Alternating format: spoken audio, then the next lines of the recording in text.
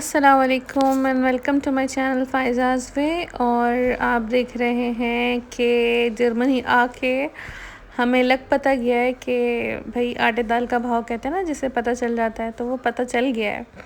तो बस यहाँ डेली की रूटीन मैं आपसे शेयर कर रही हूँ। जो रूटीन तकरीबन ये वाली तो डेली की ही रूटीन है जो मैं आपसे शेयर कर रही हूँ। यहाँ पे भी बच्चे स्कूल से आने वाले हैं मेरे, और मैं उनके लिए जो है ना नाश्ता प्रिपेयर कर रही हूँ। वैसे तो अमूमन कभी खाना खा लेते हैं वो लोग, लेकिन आज नहीं खाना था। आज बोल के गए थे कि खाना नहीं, नाश्ता करना था। मैंने अंडे बॉईल किए और ब्लैक चने बॉईल किए। और यहाँ बच्चे स्कूल से आ गए हैं और बस मैं जल्दी जल्दी सारे काम निपटा रही हूँ ताकि उनको नाश्ता दूँ और अपने रेगुलर के काम करूँ। असल में जो कामों का जो सही डेफिनेशन है ना, वो इंसान को यूरोप आके मिलता है। आपने सुनी होगी वो मिसाल के दूर के धोल सुहाने। तो इंसान को नाशुक्री नहीं करनी चाहिए। अल्हम्दुलिल्लाह हम आ तो गए हैं। बहुत अच्छे से यहाँ पे लाइफ बैलेंस है, बहुत अच्छा माहौल है, आबो हवा है, पानी है, सब कुछ बहुत अच्छा है। लेकिन यहाँ पे जो आप सेल्फ़ मेड कहते हैं ना डेफिनेशन सही, तो यहाँ पे प्रॉपर सेल्फ़ मेड डेफिनेशन काम करती है कि यहाँ पे आपने हर काम खुद करना है। मेरी बेटी स्कूल से आके ये देखिए अभी नाश्ता वाश्ता अंडे वगैरह सब कट वट कर रही है, लेके जा रही है। मैं यहाँ पे बर्तनों से जंग लड़ रही हूँ जो कि ख़त्म ही नहीं होते। सिंक से डिश वॉशर है, सब कुछ है, लेकिन फिर भी ये काम चलता रहता है। नाश्ता इनका रेडी कर दिया, उसके बाद मैं लगूँगी अपनी सफाई में। और ये इनके भी अपने अपने एक्शन चलते रहते हैं, और बल्कि एक्शन नहीं, काफ़ी हद तक पूरी फिल्म ही चलती रहती है वासे साहब की। तो इसके भी कभी व्लॉग शेयर करूँगी। वासे अब कम ऑफ नहीं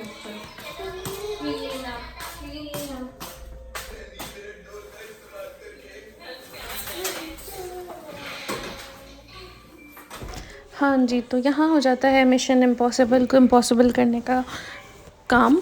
और मैं स्टार्ट करती हूँ सफाई स्कूल से आने के बाद ही। क्यों करती हूँ, स्कूल जाने के बाद क्यों नहीं करती? क्योंकि बच्चों को स्कूल भेज के मैं थोड़ा सा अपना मी टाइम और थोड़ी सी नैप लेती हूँ। फिर 11 बजे उठ के नाश्ता पानी और सब कुछ बनाया। फिर उसके बाद नाश्ता किया, पासे कुकर आया, 1 बजे तक बच्चे आ जाते हैं। तो बस सब उनके आपके सामने देखा कि उन्होंने नाश्ता वाश्ता किया। और अब उसका होमवर्क क्लासेस का टाइम हो रहा है जो कि स्कूल में ही होती हैं। तो ईशल दोबारा से होमवर्क के लिए जा रही है। ये फ्राइडे का दिन है और बेटा और हस्बैंड जो है वो नमाज़ के लिए जाएंगे। और मैं यहाँ पे अपनी बेटी का रूम क्लियर कर रही हूँ।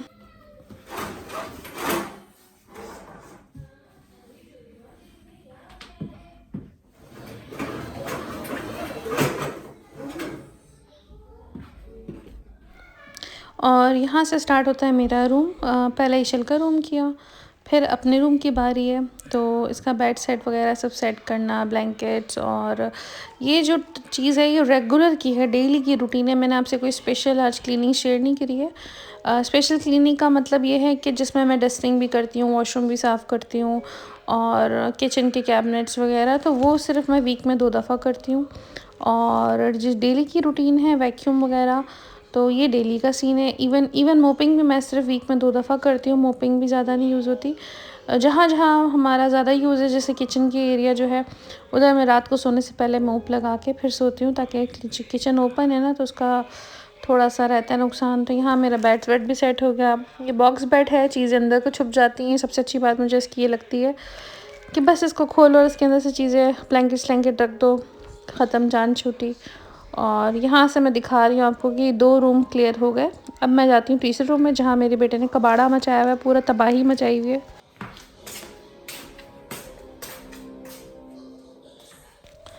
ये जो छोटे वाले हैं मेरे वासे साहब, इनका फेवरेट मशगला है कि अपने खिलौने यहाँ से वहाँ, वहाँ से यहाँ खिलौने फैलाना। तो ये धुले हुए कपड़े हैं जो मुझे फ़ोल्ड करने हैं, और ये फ़ोल्ड करने का टाइम नहीं मिल पा रहा है इनको, बल्कि ये कल ही उतारे। एक तो कपड़े सूखते भी बहुत देर में।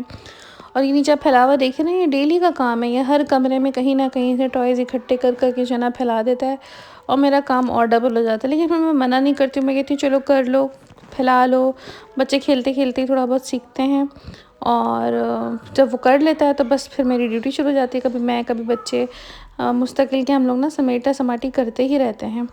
तो बस इसके टॉयज़ उठा दी, उसके बाद तो काम थोड़ा सा ही है। मेरे हस्बैंड की ऑफ़िस टेबल है, इनका होम ऑफ़िस, ज़ाहिर सी बात है काम इनका घर से ही होता है, तो ये इनका होम ऑफ़िस चलता है। फ़िलहाल ये कहीं गए नमाज़ की, कहीं नहीं सॉरी जुम्मे की नमाज़ के लिए गए हुए थे, भूल गई थी। और यहाँ कपड़े उतार रही हूँ मैं। सुखाए थे, 3 दिन हो गए थे, सर्दियों की वजह से प्रॉपर सूख नहीं पा रहे। अभी भी हल्के हल्के से गीले जो मुझे लग रहे हैं वो मैंने वापसी स्टैंड पे डाल दिया और उनको मैं सोफ़े पे रख दूँगी। और थोड़ी देर मैं फिर भी सोफ़े पे फैलाती हूँ, तो ठंडे लगते हैं, गीले लगते हैं, पता नहीं। हम भी आहिस्ता आहिस्ता हर चीज़ डिस्कवर कर रहे हैं। कपड़े उतारने के बाद जो बाकी कपड़ों का लोड है वो मशीन में डालना होता है। और चलो एक तो ये आराम है यहाँ पे कि मशीन खुद से चल जाती है। खैर ये तो कुवैत में भी था मेरे, पर कुवैत में तो माशाल्लाह से मेरी मेड आती थी, मरियम, जानते ही होंगे आप, पिछले व्लॉग में देखा होगा आपने। तो इतना परेशानी कुछ नहीं होती थी मुझे, सब कुछ आराम से चलता रहता था। तो यहाँ पे बस ऊपर से वॉशरूम को क्लीन कर लेना, ब्रश टूथपेस्ट वगैरह उसके बॉक्स में रखना, और टिशू से मैं जो है ना टॉप, समझ लो बेसिन टॉप और ऊपर का टाइल क्लीन अप कर लेती हूँ, क्योंकि इतना गंदा होता नहीं है। वॉशरूम 2 वॉशरूम है बेसिकली, तो फिर ये वाला बेसिन की साइड ही ज़्यादा गंदी होती है, तो इसको बस ऊपर से क्लीन करके ना काम चलाते हैं। ये देखें, यहाँ पे इसने बहुत टाइम के बाद कैमरा देखा और उसको लग रहा था पता नहीं क्या शूटिंग हो रही थी, अपनी भी कुछ ना कुछ एक्टिंग चली जा रही थी। तो वॉशरूम से काम चलाने का मतलब ये है कि डेली मैं इसको इस तरह से क्लीन करती हूँ और हफ्ते में 2 दफ़ा डीपली क्लीन होती है। और यहाँ पे भाई साहब कचरा फेंकना भी कोई आसान काम नहीं है। शुरू में मुझे 3 महीने तो लग गए थे कि ये समझने में कि पेपर कौन सी डस्टबिन में जाएगा और ऑर्गेनिक कौन सी डस्टबिन में जाएगा और प्लास्टिक कौन सी डस्टबिन में जाएगा और पैम्पर्स कौन सी डस्टबिन में जाएंगे।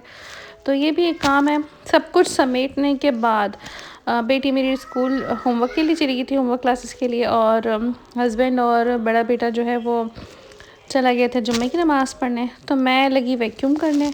तो वन बाय वन हर कमरे की टर्न आई। क्लीन समेट तो पहले लिया था, साथ साथ वास्ते फिर भी बीच में फैलाता रहता है कुछ ना कुछ। छोटे बच्चे हैं तो लाजमी सी बात है कुछ ना कुछ तो आपको तंग करेंगे। यहाँ मैंने उसको फीडर दे के लिटाल दिया था, उसको थोड़ा सी नैप लेनी थी, नींद का टाइम हो रहा था क्योंकि वो सुबह 8 बजे का उठा हुआ था। और इस टाइम मैं अपना रूम क्लीन करके मैं उसको लिटाल देती हूँ टीवी पे पॉ पेट्रोल लगा के। तो बस वो मैंने अपना रूम क्लियर कर लिया। अब मैं आई हूँ बेटे के रूम में। अमूमन तो basically most of the time मेरा बेटा ख़ुद अपना रूम साफ़ करता है और मैं बहुत कम, हफ्ते में 1 दफ़ा या 2 दफ़ा ही उसका रूम क्लीन करती हूँ। आज फ्राइडे का दिन है तो उन लोग को बहुत काम होते हैं कि स्कूल से आना, फिर नमाज़ के लिए जाना, फिर होमवर्क क्लासेस के लिए जाना। तो फिर फ्राइडे को अमूमन मैं ही क्लीन अप कर लेती हूँ। फिर वो कहते हैं ना कि माँ के हाथ की सफाई या लेडीज़ के हाथ की सफाई तो रहती है, तो फिर रूम 2 दिन तक ऑटोमेटिकली साफ़ ही रहता है। ज़ाहिर सी बात है बड़ों ने क्या फैलाना है, वो अपना बैठ के बस उसने पढ़ना होता है या कंप्यूटर यूज़ करना होता है। तो इसका रूम क्लियर करने के बाद, अपना रूम क्लियर करने के बाद, बेटे का रूम क्लियर करने के बाद मेरी टर्न आती है कि फिर मैं जाती हूँ इशल के रूम पे। तो इशल का रूम क्लीन अप तो कर दिया था, अभी आपको ये क्लीन अप दिख रहा है, वरना इतनी देर में जब तक मैं दूसरा रूम साफ़ करती हूँ ना उतनी देर में तो वहाँ से आके इसको पूरा फैला देता है।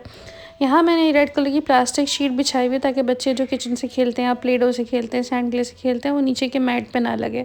क्योंकि भाई साहब ये मैट तो हमने डाला नहीं है, ये मैट है मालिक मकान का, हम रहते हैं रेंट पे। और यहाँ के रूल्स इतने सख्त हैं कि कुछ भी अगर ज़रा सा मैटिंग या कारपेटिंग ख़राब होती है तो फिर वो हमसे डबल पैसे चार्ज करते हैं। तो हर चीज़ बहुत एहतियात से यूज़ होती है। तो सब चीज़ों को फ़ारिग करके, सारे कमरों को फ़ारिग करके, 1 2 3 4 चारों कमरों को फ़ारिग करके मैं अब हॉल प्लस किचन में आई हूँ। ये हमारा लिविंग रूम समझ लें, डाइनिंग प्लस लिविंग रूम है। तो इधर वैक्यूम लगता है, ज़्यादातर इस्तेमाल इसी रूम का है क्योंकि किचन यहीं पर है और बच्चे भी यहीं पे होते हैं मोस्टली। इस रूम का एक्स्ट्रॉर्डनरी से ज़्यादा फैला हुआ है काम है। तो यहाँ पे मैं जितनी दफ़ा भी समेट लूँ मुझे मेरे ख़्याल से 2 बार वैक्यूम लगाना पड़ता है, डेली मोपिंग लगानी पड़ती है इस रूम की, क्योंकि किचन इधर ही है तो कुछ भी पकाओ तो गंदा होता है। यहाँ पे बेल बजी तो मैं दरवाज़ा खोलने गई और जुम्मे की नमाज़ पढ़ के लोग आ चुके थे और हस्बैंड साहब आके अभी पानी पी रहे हैं। मैं अपनी वही सफाइयों में लगी हुई थी। मेरा टारगेट था कि मैं 2:30 बजे तक या 3 बजे तक ये सफाइयाँ ख़त्म कर लूँ ताकि मुझे खाना बनाना है। तो बस सब जगह वैक्यूम ही हो रहा था, मोपिंग तो नहीं लगनी थी। मोप मैं हफ्ते में 1 दिन लगाती हूँ। ये वाला रूम तो तकरीबन मेरा साफ़ ही रहता है, कभी कभी बाय चांस ऐसे खिलौने विलौने बिखेर दिए जाएँ तो होते हैं। यहाँ पे वॉशरूम पे भी वैक्यूम लगता है। यहाँ पे वॉशरूम साफ़ करना थोड़ा मुश्किल काम है, उसकी भी डिटेल मैं आपसे कभी शेयर करूँगी, बहुत मुश्किल से साफ़ होते हैं। यहाँ ये भाई सब सो गए हैं और घर नीट एंड क्लीन हो गया है। सारा अल्हम्दुलिल्लाह। कचरे यहाँ पे बड़े संभाल संभाल के रखने पड़ते हैं, और जो नहीं खाली होता ना वो ये सिंक है, इसको कितना ही खाली कर लो ये फिर भर जाता है, फिर भर जाता है। क्या सोल्यूशन हो इसका, किसी के पास हो तो बताएं। अब आप लोग कहेंगे कि आपके पास तो डिश वॉशर है, डिश वॉशर का आराम है, तो भाई हर दफ़ा डिश वॉशर में अपलोड नहीं होते भाई और बहनों, थोड़े थोड़े धोने भी पड़ते हैं हाथ से। तो चलें, जब तक इसको वाइंड अप करते हैं, फिर मुझे बनाना है खाना। तो बस चलें मेरे साथ खाना बनाएं आप लोग भी। सोच रही हूँ मैं तो क्या बनाऊँ, डेली का मसला है ये बर्तन और खाने में क्या पकेगा, ये 2 मसले हल हो जाएं तो औरतों की लाइफ आसान हो जाए। जी, तो यहाँ पे जो बच्चों ने नाश्ता किया था उसके बर्तन थे, और हस्बैंड ने आके खाना खाया था उसके बर्तन थे। क्लिप्स तो मैंने सारे नहीं डाले कि हस्बैंड ने क्या खाया और बच्चों ने जो खाया वो तो मैंने बता दिया था आपको। अब मैं उसी का समेट रही हूँ, चाय वगैरह का सब अलग अलग सॉर्ट करना है। यहाँ पे किचन का कचरा लग जाता है और ये सब चीज़ें अलग अलग जाती हैं। तो डिश वॉशर मैं लोड कर दूँगी, लेकिन मैं स्टार्ट नहीं करती। स्टार्ट में जब सारा फिलअप हो जाता है तो फिर मैं स्टार्ट करती हूँ। इस चीज़ का तो आराम है, लेकिन फिर भी बड़े बड़े पतीले, बड़ी बड़ी चीज़ें वो तो खुद हाथ से ही धोनी पड़ती हैं। और सिंक बहुत छोटा है, कभी कभी आती है कुवैत की याद, या वहाँ पे बहुत फैसिलिटीज़ थी, लेकिन फिर अब तो दिल लग गया, अब तो बहुत यूज़ टू हो गए हैं। तो बस अब मैं यहाँ खाने की तैयारी करने आई हूँ। बहुत सोचा, इतनी देर से मैं सफाई कर रही थी, इतनी देर से मैं सोच ही रही थी कि क्या बनाऊँ। 3:30 बज गए थे, तो जल्दी इसलिए नहीं थी क्योंकि हस्बैंड ने भी दोपहर का खा लिया। तो यहाँ पे जो है मैं शुरू कर रही हूँ खाने की तैयारी। और तैयारी क्या, मतलब कोई स्पेशल नहीं, सफाई करने के बाद बस ज़रा से समझ लें आपके आलू की सब्ज़ी बना रही हूँ, भुजिया कह लें, या फिर क्या होता है, भुजिया होती है, वर्क होता है, या फिर कतलियाँ होती हैं। खैर हम लोग तो आलू की कतलियाँ कहते हैं इसको, बचपन से ही कहते आ रहे हैं।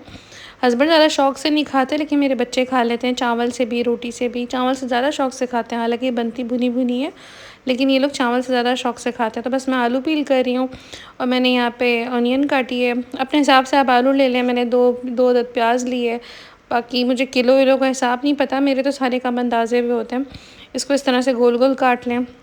साथ साथ मुझे होता है कि कटिंग भी मैं जो चीज़ें यूज़ करनी है पहले कट करती जाऊँ, ताकि बस हाथ के हाथ डालें और सब्ज़ी हमारी रेडी हो जाए। तो प्याज फ्राई करी, जब हल्की सी फ्राई हो गई तो उसमें ज़ीरा, साबुत लाल मिर्च, कड़ी पत्ता डाला, और फिर साथ में लहसुन अदरक किनौर क्यूब डाल के भूना, फिर टमाटर डाल दिए, और फिर उसके बाद मैंने ये लास्ट में टमाटर डालने के बाद मैंने मसाले डाले थे, पिसी हुई मिर्ची, हल्दी और नमक थोड़ा सा डाला था, क्योंकि चिकन क्यूब भी मैंने डाला था। चिकन क्यूब मैं हर सब्ज़ी में डाल देती हूँ, वो मुझे अच्छा लगता है हर सब्ज़ी में। मतलब वो कोई ख़ास रैंडम स्पेशल वो नहीं है कि स्पेशल रेसिपी, बिल्कुल सिंपल सी। मैं आलू यहाँ चख रही थी, क्योंकि मैं चेक कर रही थी कि गला नहीं गला। तो बस बच्चे वहाँ पीछे प्लेडो से खेल रहे थे। ये डन हो चुकी है सब्ज़ी, तकरीबन 20-25 मिनट लगते हैं, बन जाती है। लास्ट में मैंने हरी मिर्ची और हरा धनिया डाल दिया, और ढक्कन ढक के मैं इसको रेडी कर दूँगी। तो ये मेरी सब्ज़ी हो गई रेडी। और अब वही एक बर्तन का फैलावा, तो मैं बस बर्तन का फैलावा समेटूँगी सारा कुछ। बस यही थी आज की वीडियो मेरी। और अगर आप लोग को मेरी वीडियो पसंद आए तो प्लीज़ आप लाइक करें, शेयर करें, सब्सक्राइब करें, और मुझे सपोर्ट करें। बस ये थी एक नॉर्मल रैंडम क्लीनिंग वीडियो, जिसमें कोई डिटेल में बाथरूम क्लीनिंग नहीं थी, कोई घर नहीं था। तो बस इसी तरह आप लाइक करें, शेयर करें। अल्लाह हाफ़िज़।